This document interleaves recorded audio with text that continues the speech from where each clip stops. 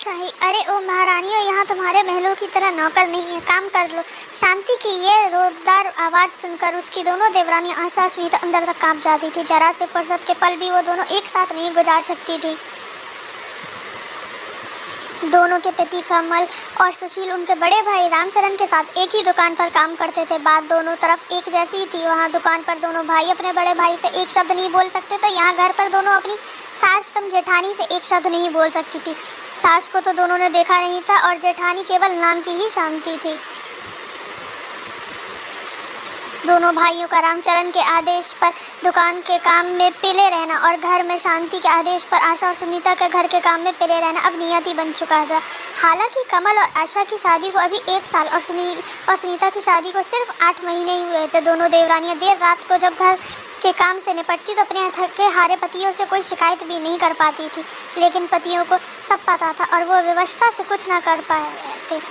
दोनों भाई सब कुछ जानते और समझते थे पर कुछ नहीं कर पाते थे। माँ बाप के मरने के बाद भाभी के बड़े भाई को ऐसा काबू में किया कि वो तो मानो ना कुछ देखता था और ना ही कुछ बोलते थे। घर में सिर्फ शांति भाभी का ही राज था। बड़े भाई के 2 बच्चे थे, एक लड़का एक लड़की। दोनों भाई उन भतीजे पर अपनी जान झड़कते थे, पर भाभी ने कभी अपने देवरों को नौकर से ज़्यादा कुछ नहीं समझा। हर बात में दुभंत करना भाभी की अब आदत सी बन गई थी। दोनों के दिल में भाभी की वैसे तो हर बात चुभती थी, पर एक बात आज भी उनके दिल में नश्तर की तरह चुभी हुई है, जो कमल और सुशील की शादी से पहले हुई थी। यूँ कि एक दिन तीनों भाई एक साथ खाना खाने बैठे। भाभी ने पहले बड़े भाई को खूब देसी घी में चपोड़ कर रोटियां खिलाई और जब कमल और सुशील खाने बैठे तो देसी घी का डिब्बा एक तरफ रख दिया और डालडा से रोटी चपोड़ कर दोनों भाइयों को खिलाने लगे। ये देखकर कमल ने हिम्मत करके भाभी से कहा, भाभी हमको भी देसी घी में चपोड़ कर रोटी दो ना, बड़े भाई को भी तो आप देसी घी की रोटी देती हो। इतना सुनते ही शांति भड़क गई और बेलन नचा कर बोली, हाँ तुम्हारा बाप बहुत ज़्यादा छोड़ गया था और तुम बड़े महल खड़े कर दिए हैं, जो तुमको भी देसी घी की चपड़ी हुई रोटियाँ चाहिए।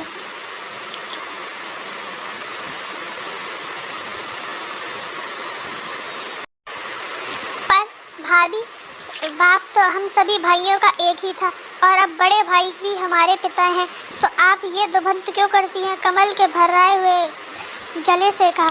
इतना सुनते ही शांति का पारा आसमान पर पहुंच गया और उसने बेलन दूर फेंक कर मारा और रामचरण से चिल्लाती हुई बोली, मेरे बस का नहीं है, सबका काम भी करूं, सबकी बातें भी सुनूं। पत्नी का क्रोध में देखकर रामचरण की तो जैसे जान ही निकल गई। अपने ही दोनों भाइयों को बुरा भला कहकर अपनी पत्नी को मनाया। इस सब के बीच अपने भाइयों को यह देखने का भी ख्याल नहीं कि रामचरण के मन में नहीं आया। उस दिन दोनों भाई भूखे ही सो गए। समय बीता और कुशल सुनील दोनों की शादी हो गई, लेकिन हालात जस के तस थे।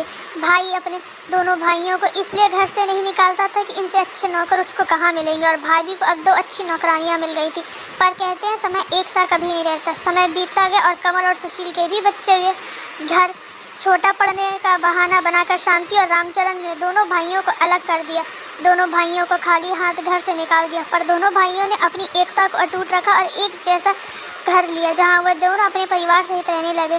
भाई के व्यवहार से भी दोनों का मन खट्टा हो गया और दोनों भाइयों ने अलग नौकरी कर ली और सुखपूर्वक अपने परिवार में मगन रहने लगे।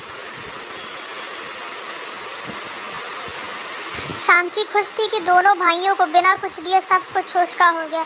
समय अपनी गति से चल रहा था। एक दिन रामचरण और शांति के बेटे का भी ब्याह हो गया। शांति बड़े अरमानों से अपने बेटे के लिए बहू लेकर आई थी। शादी में बड़े भाई ने अपने पत्नी प्रेम के चलते अपने दोनों छोटे भाई को न्योता भी नहीं दिया। इधर कमल और सुशील ने अपने भाई भाभी से रिश्ता तो नहीं तोड़ा था, पर रिश्ता अब ऐसा था जैसे बिना खुशबू के फूल, लेकिन अपने किए कर्म सामने जरूर आते हैं, और ये शांति को जल्द ही पता लगने वाला था। समय ने करवट ली। रामचरण अब बीमार रहने लगा था और ज़्यादातर घर पर ही रहता था। दुकान अब बेटे ने संभाल ली। एक दिन बेटा खाना खा रहा था और बहू बड़े प्यार से खूब घी चपोड़ कर अपने पति को रोटियां खिला रही थी। शांति रामचरण के पास बैठी हुई ये सब देख रही थी। बेटे के खाना खाने के बाद रामचरण खाना खाने जा रहा था और शांति उसके साथ ही बैठी हुई थी। बहू रानियाँ रोटियाँ बनाकर रामचरण को थाली में रखती जा रही थी।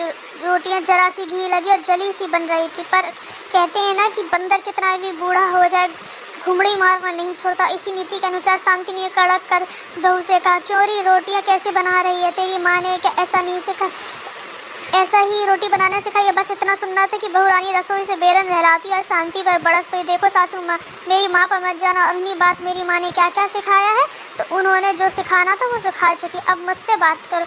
और क्या हो गया, जरा सी रोटी जल गई, खा लोगे तो कुछ हो तो नहीं जाएगा। जो सारा दिन अपना